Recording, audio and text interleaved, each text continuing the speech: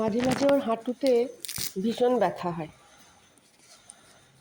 তো ডাক্তার তো কোনো ব্যথার ওষুধ খেতে দেয় না, এমনকি লাগাতেও দেয় না। এখন এইটা কেনা হয়েছে, এটার জন্য এটা লাগালে ওই একটা ভাইব্রেশন হয় এই মেশিনটাতে, ওই ভাইব্রেশনের জন্য নাকি হাঁটুটা ভালো থাকে।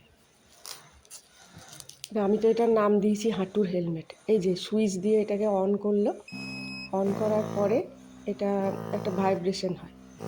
আবার এই ভাইব্রেশনটা না আবার বাড়ানো যায়, কমানো যায়, নিজের দরকার মতো এটাকে সামান্য বাড়িয়ে নিল বা মিডলে রাখলো বা কমালো। তো বলছে তো এতে ভালোই হয়। এই এখন বাড়ানো হলো এটাকে, ভাইব্রেশনটাকে। মোটামুটি এইটা ব্যবহার করে না আরাম পেয়েছে।